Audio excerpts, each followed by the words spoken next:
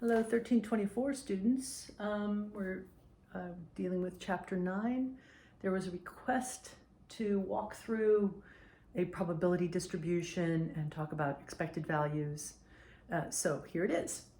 Okay, so in section 9.1, they're using a lot of the same terminology from chapter 8, right? They're talking about an experiment, the results of which are called outcomes. And those are like the elements of our universal set. The universal set now gets called the sample space, the set of all possible outcomes. Events are subsets of that, okay? So for example, let's say you toss two coins, 2 quarters, and then you count the number of heads that result when they fall on the floor, say, okay? So that's an experiment, and it will have random results, right? If you assign a number to each outcome,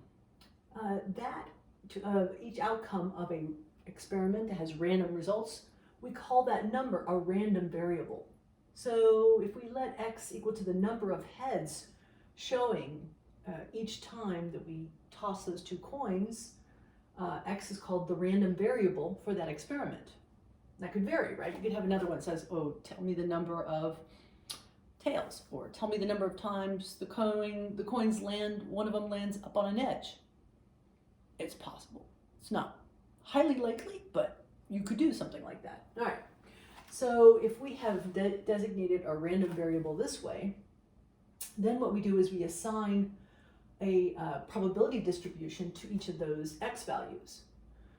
Now, the probabilities come from the probabilities of the outcomes. Right, so you could have toss the 2 coins and get 2 heads. So then the x value assigned to that outcome would be 0. I'm sorry, we're counting number of heads, not tails. I need to redo this list. So the number of heads, if I get 2 heads, then of course the number of heads is 2. If I get heads on the first coin and tails on the second. So imagine that one of these coins has a little bit of red paint on it to distinguish it from the other. You do keep that in mind, okay? So here the number of heads would be 1. Here the number of heads would be 1. And if we had both tails, then we'd have 0 heads, right? So that is the random variable assigned to each outcome. Notice that there is a repetition of getting the outcome of x equal to 1. So when we list the possible outcomes over here, you'll notice we just have 1 listed once, and we gather the probabilities of that happening, the 2 1/4 into 1/2. So now this is an assignment from a random variable to a set of their probabilities. And this is called a probability distribution. A couple of things have to be true. All these probabilities have to be numbers between 0 and 1, can't be negative, can't be greater than 1, and they have to sum up to 1. That's how you tell whether something is a valid probability distribution. Lots of questions like that in the homework. But assuming that you have a probability distribution, we can then go on to talk about something called its expected value. But let me just present 2 other probability distributions first, just to get that idea across in different situations that come up. Example 2, betting and the amount of winnings. That sort of problem occurs quite a bit. So let's say you're betting $1 on spinning the roulette wheel and getting a green to fall in one of the green slots. There's only 2 out of 38, right? So the probability of spinning a green is 2 out of 38. The probability that you don't spin a green is 36 out of 38. But apart from that, we haven't assigned a random variable, x. Let's say that we are going to let x be equal to the amount of winnings. Note that's the amount in addition to the $1 bet to play, okay? So if you spin a green, you not only get your $1 back. Let's see, I'm playing roulette. Yeah, you not only get your $1 back, um, so that means you've won in addition $1. So you keep your original dollar plus you're given extra profit of $1. So that's right. The resulting winning here is a positive 1. If you don't spin a green, then they take the dollar with which you bet. So now you are down $1. So your winnings there are -1. All right. So now we have X's and associated with them the probability of getting those winnings. Similarly, over here, if we have, this is part of example 6, only part of it, page 464 in the book. They refer to a project having only a 30% chance of winning in such a way as to get 1.25 million in profit. That would be the winnings. But a 70% chance of winning for the company a $1.10 million profit. So they're going to discuss something about project 1 versus another project. We'll be repeating this in a minute for project 2. But up to this point, when we're just talking about probability distribution, about project 1, we have that the winnings could be this with a 30% chance, or winnings could be that with a 70% chance. Okay, I guess they're assuming they're going to win the project. Notice that the probabilities add up to 1. Notice that the probabilities here added up to 38 out of 38, or 1. All right. So what do people do with these probability distributions? Very common thing to do is to ask, what is the expected value of X? Whatever you've decided X to be. So the formula we're using here is the expected value of a random variable, and that's the notation people use for that. Expected value. It also gets called the mean value.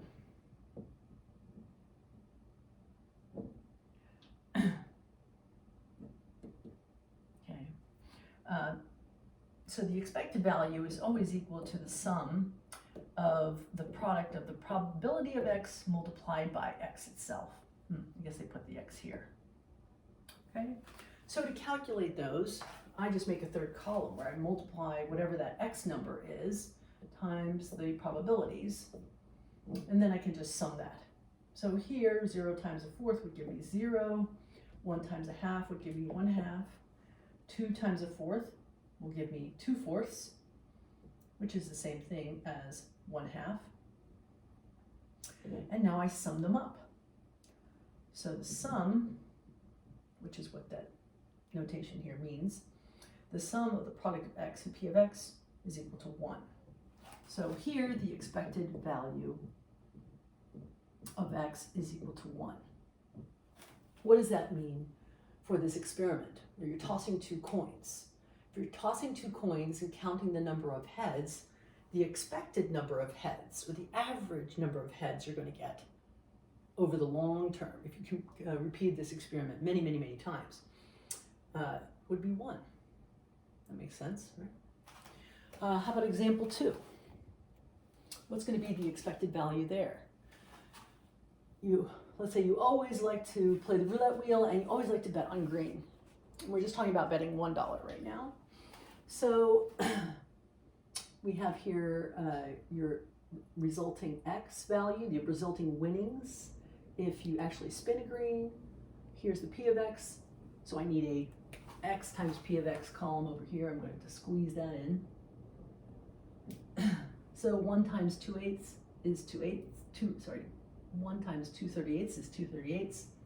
-1 times 36/38 is a -36/38. So the expected value of X, your expected winnings if you play roulette, always betting on green, betting $1, your expected winnings are a -34 out of 38. That means of $1, right? So what's that? Calculator, where are you? Voila.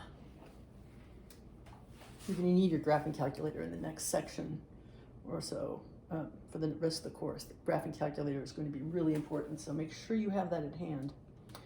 Not for just this sort of thing, of course. All right, so 0.8947 negative, right? So that's what that is approximately, and now we're talking in what units. These x, a random variable was in units of dollars, right?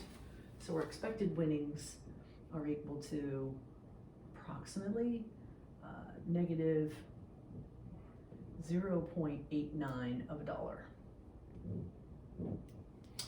I had a teacher once who expressed it this way. Each time you walk up to this roulette wheel and you bet $1 on green, when you put that $1 on the table, it's like 89 cents of it goes right through the table into the casino owner's pocket. So they like you to play, because for each dollar you walk up and put down, they absorb 89% of it, right? Thus the free drinks, casinos being open even during quarantine, et cetera, et cetera. All right, example 3. Now, example 3, we're talking about a probability distribution at first. There are 2 of them in that example 6 on page 464. Just for that first one, project 1 has 30% chance of winning 1.25, but a 70% chance of winning 1.10. What are the expected winnings for project 1? So again, we have an x times p of x column. Oh, let's get out the calculator again. 0.3 times 1.25, $0.375 million. And here, this would be 0.7 times 1.10.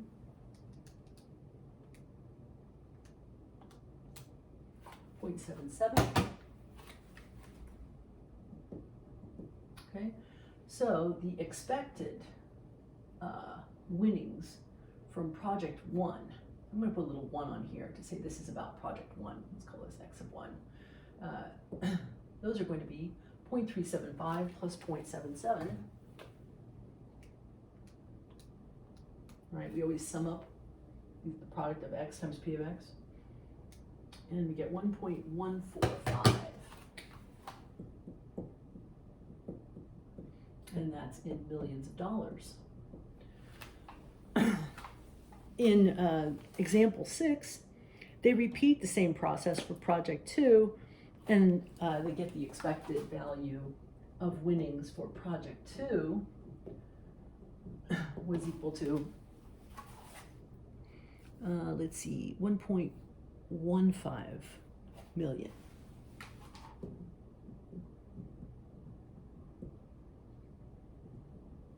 So you see why you went round carefully on these situations. Notice how close they are, right? So project 2 seems to be marginally better. Okay, that seems like it would be an interesting way of helping you make decisions.